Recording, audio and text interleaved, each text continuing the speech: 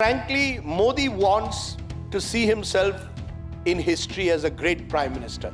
Shah, on the other hand, is a real day-to-day practitioner who wants to win the next election. Always imagine Modi and Shah on a scooter, going ward by ward, putting up posters. It is a relationship of mutual benefit.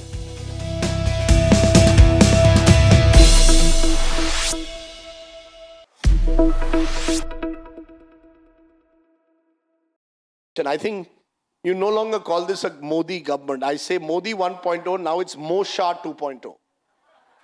And Amit Shah is, to my mind, the Svengali of Modi. He's the executioner. He's the bad cop. And frankly, Modi wants to see himself in history as a great prime minister. He has genuine ambitions of being seen as this great Indian prime minister. Which is why when people ask me, how long do you think Modi will go? I said, at least one more year than Nehru was. So Nehru was there 17 years. Modi wants to be prime minister for 18.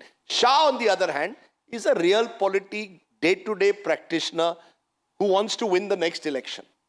I asked him the other day, I met him at a wedding. I asked him just before the Delhi elections. I met him, I said, sir, you're the home minister of the country and you're going around Delhi doing nukkad sabhas. He said, what else do you want me to do? This is who I am. This is why I am in politics, to fight elections. So he is, in a sense, this practitioner of the most ruthless brand of politics. Now, you can, again, admire it at one level and say, wow, look at the effort he's putting in. At another level, you see some of the things that he's willing to do, engineer defections, break parties, push in money into an election. And I give the example of the first election that he contested, which is a fascinating story. 1983, Amit Shah's first election was a college election in HL College of Commerce. He was probably ABVP. Against him was a woman from the NSUI. Evening before the election, Amit Shah's people come and tell Amit Shah, sir, you're losing the election. All the women in the college are voting for the girl. So this is pre-mobile India. He says, sabke phone number lao. So phone number. So he said, get the numbers of the parents or get their addresses. That night, they ring up or send messages to all the parents that don't send your daughters tomorrow to college on voting day because there'll be violence in the college. As it turns out, 50 girls don't land up. Amit Shah wins by 25 votes. This is where they come from. They've clawed, I mentioned it in the book. There is this image that the first election that Amit Shah and Modi fought together was 1987 Gujarat municipal election. Amit Shah went actually ward by ward sticking posters on each ward, and they were engineering defections from independents, paying off people so that they could, they would switch sides, putting up names of candidates similar to the Congress candidates so the voter would get confused. Now, some of this has been done before also, but not with this level of sophistication and intensity. And there's this image of the two of them on some old Vespa scooter apparently going through Ahmedabad streets. And I've also always imagine Modi and Shah on a scooter, going ward by ward, putting up posters. But that's where they come from. So I think they need each other. They've relied on each other. This is also not a relationship of equals. Modi is very clear. Unlike Vajpayee and Advani was same generation. Modi is 15 years older than Amit Shah. Amit Shah is virtually my age. I mean, he looks older, but he's 55, I'm 54. But he's young. So it is very much Guru Shishya. But he will do whatever, and he's ideologically aligned to the Hindu Rashtra project. I think so is Modi, but Modi will not make it.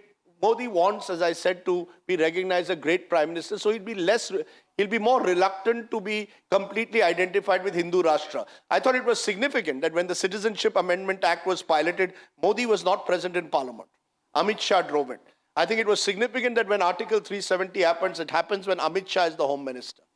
This is someone who is driven by the ideological project, much more than, to some extent, Mr. Modi is, but they are joined at the hip. And the reason they are is that when Amit Shah was arrested during the Congress government, the CBI tried to get Amit Shah to turn approver and fix Modi in a way, and he refused. And I think Modi owes him in a strange way. It's a strange relationship. It's not transactional entirely, but it is a relationship of mutual benefit. And they're very different in a way.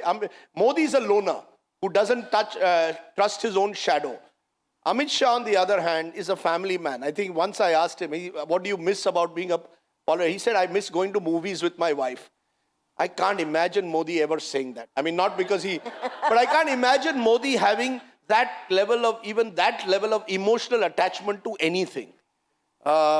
He is a strange man in the sense of being this complete loner. It probably is his strength. It makes him focused. He doesn't have to worry, as I keep saying, for the report card of his kids. And that's why a number of politicians are becoming single. Look at the number of politicians who are not married. Because it gives you that 24/7 focus. It also enables him to tell the story, look, I have sacrificed even my family for the nation. The nation is my family. Amit Shah is more normal in that sense. In the sense he has a son who wants to make money, I can see, out of politics. He's got a son now in the BCCI. And with no qualifications to be a BCCI vice president whatsoever. They just built the largest stadium I know in Motera, which they are inaugurating with Donald Trump. But look, Amit Shah is a more normal politician. Modi is a very unusual politician.